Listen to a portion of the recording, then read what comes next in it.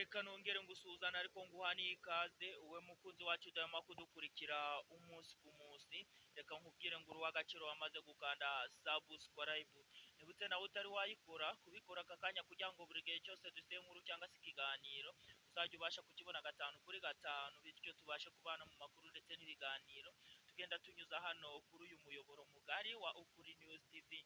Rero nyemerera untize umwanya wawe mutoya tubashe kuramburira hamwe izi breaking news, dore ko ari ya makuru aba arimo gucaracara, ya makuru utapfa gusanga ahariho hose ku bindi binyamakuru. Reka twihuse cyane tutagutindiye tukubwire ko kugeza ubu ngubu amakuru arimo kugenda avugisha abantu benshi bagiye batandukanye, haba mu nzego za leta ndetse no ku bakuru b'amadini. Amakuru avugwa ko kugeza ubu ngubu leta y'u Rwanda ndetse minisiteri w'ubutegetsi bw'igihugu yamaze kuba yasohora itangazo rivuga ku madini yabashe kuba yafungirwa ndetse no ku yandi agomba kuba yahagarikwa burundu, dore ko minisiteri y'ubutegetsi bw'igihugu yabashe kuvuga ko agomba kuba yatuma amadini amwe asenywa burundu ndetse akabasha kurimburwa cyangwa se gukurwaho burundu hano ku butaka bw'igihugu cy'u Rwanda, kuko babyize neza bagasanga aya madini ashyira ubuzima bw'abaturage mu kaga cyangwa se ashobora kuba yafatwa n'inkongi mu buryo butandukanye. Turaza kwerekeza mu gihugu cy'u Burundi, amakuru avugwa ko itsinda riharanira uburenganzira bwa muntu ryabashe kuba ryagenda ribaza ibibazo Evariste Ndayishimiye alias Neva.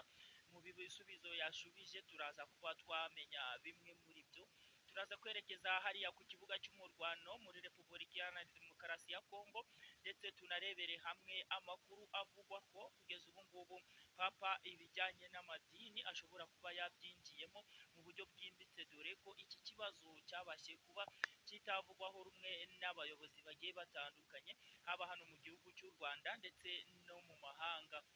Aho uri hose rero ndakurarikira kugira ngo tubashe kuramburira hamwe izi ngingo z'ingenzi z'aya makuru,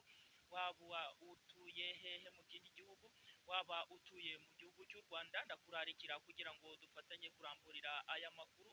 Ahangaha rero reka duhere ku iyi nkuru ivuga ko minisiteri y'ubutegetsi bw'igihugu Minaroke hano mu gihugu cy'u Rwanda yanzuye itangazo rivuga ko insengero 14,094 zabashe kuba zafungwa mu gihugu cy'u Rwanda, ndetse izigera kuri 306 zikaba zizasenwaho burundu cyangwa se zikabasha gukurwaho burundu, ndetse ntizizongere kuba zakongera gusenga cyangwa se gusengera aho zari zisanzwe zisengera nk'uko bisanzwe.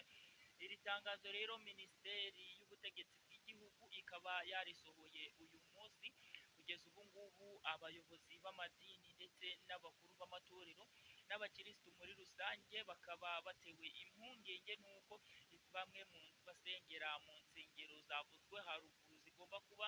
zakurwa hano ku butaka bw'u Rwanda ndetse zigasenwa burundu, ko bashobora kuba babura aho gusengera, aho bo bavuga ko ibi ngibi bitagakwiye, cyane ko bavuga ko gusenga ari ubuzima ndetse kandi ko ari ukuganira n'Imana, aho bavuga ko bo bagakwiye gushyirirwamo imiyaga cyangwa se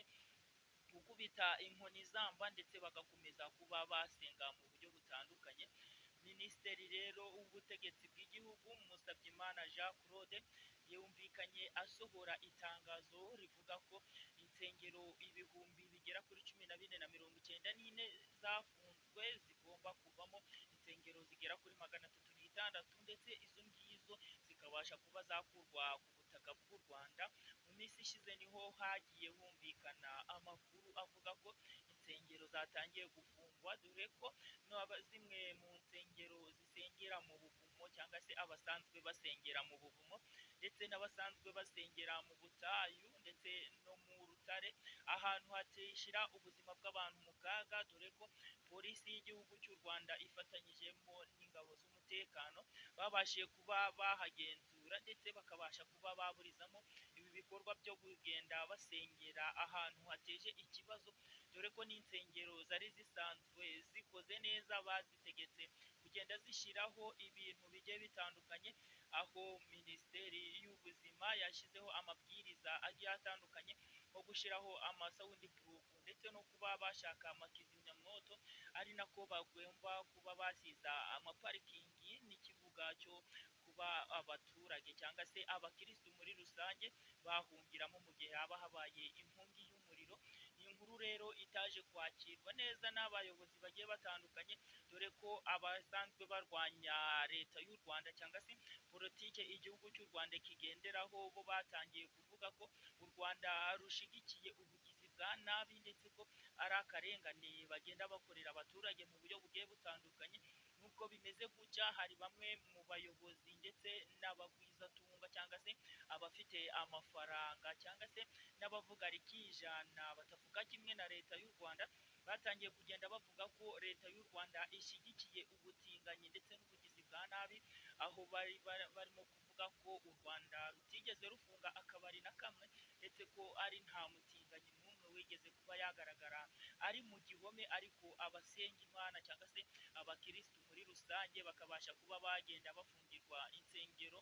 mu buzima bugiye butandukanye bwabo bwa buri munsi. Insengero zikaba ari ikintu bifashishaga, dore ko kuva ku munsi wa mbere kugera ku wa nyuma hariho insengero ziba zigomba gusenga, dore ko haje kugaragara insengero z'ubwoko bugiye butandukanye, aho bamwe bavuze ko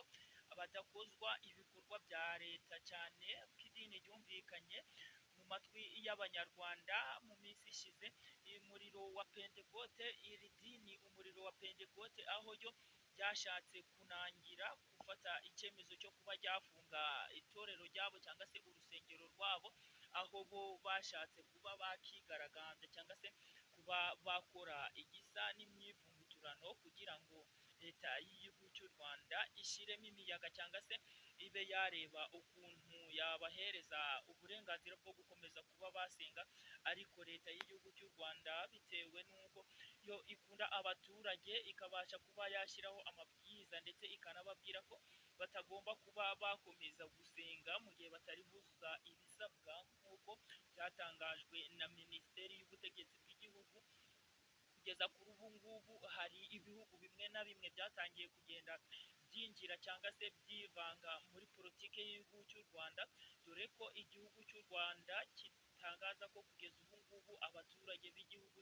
cyarwo bo ari bo bagomba kuba bafata iya mbere mu gutanga ibibazo, kandi ko leta y'igihugu cy'u Rwanda itazigera ihwema gukomeza kubarengera cyangwa se kubashakira icyabaha umutekano. Nanone reka tuve kuri iyi ngingo tubabwire ko Evariste Ndayishimiye Alias Neva, uwo ni perezida w'u Burundi, hari abaturage cyangwa se itsinda ry'abaharanira uburenganzira bwa muntu bavuga ko kugeza ubu ngubu Evariste Ndayishimiye agerageza kuba yahonyora uburenganzira bw'ikiremwamuntu,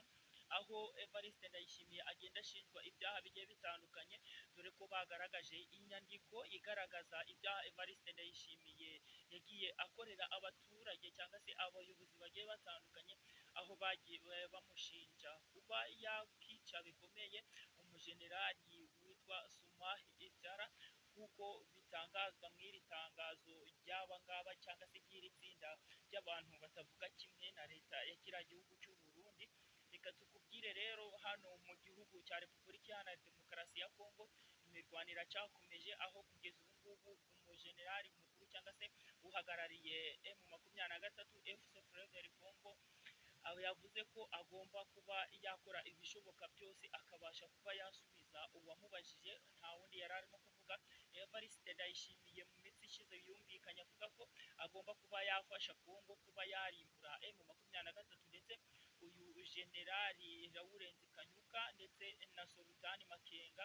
bagomba kuba bashyikirizwa ubutabera bakabasha kuryozwa ibyaha bakoze. Aho rero uyu nguyu Sultani Makenga usanzwe ahagarariye M23 yahise avuga ko we agomba kuba yasubiza uwamubajije, nta wundi yari arimo kuvuga n'uyu Evariste Ndayishimiye. Abasesenguzi babisesengurira hafi bakavuga ko uyu Sultani Makenga cyangwa se uyu mutwe wa M23 ushobora kuba wagira gutya ukaba warasa ku ngabo z'u Burundi cyangwa se ukaba wakinjirira igihugu cy'u Burundi kitamerewe neza, dore ko havugwamo umutwe wa Red Tabara ubarizwa hariya mu ishyamba rya Muhira, aho ukunze gutera ibitero shuma cyangwa se kugerageza kuba wagaba ibitero anari nako ugenda uhohotera abaturage, dore ko mu minsi ishize havuze imirwano hagati y'uyu mutwe n'ingabo z'u Burundi, ugenda ugaba ibitero uciye hariya mu murenge wa Kibitoki kugeza ubu ngubu rero uyu mutwe wa M23 uhanganyemo bikomeye n'izi ngabo z'igisirikare cya Congo FARDC ukomeje kugenda ugaragaza ubutwari ndetse n'ubudahangarwa mu buryo bukomeye, aho ugenda usubizayo ibitero ndetse ukabasha kwirwanaho mu buryo bukomeye. Kugeza ubu ngubu uyu ni papa ubarizwa hariya i Roma, nawe akaba yagize ibyo avuga hano kuri iyi ntambara ya Congo ihanganyemo n'uyu mutwe wa M23. Reka ibindi byinshi kuri uyu papa tuze kuba twabikurikirana mu makuru yacu akurikira. Wowe icyo usabwa ni ugukanda subscribe nyaboneka, niba utarakanda like bikora aka kanya, ndetse utange n'igitekerezo cyawe muri comment, bityo tujye tubasha kubana mu makuru ndetse n'ibiganiro tugenda tunyuza hano.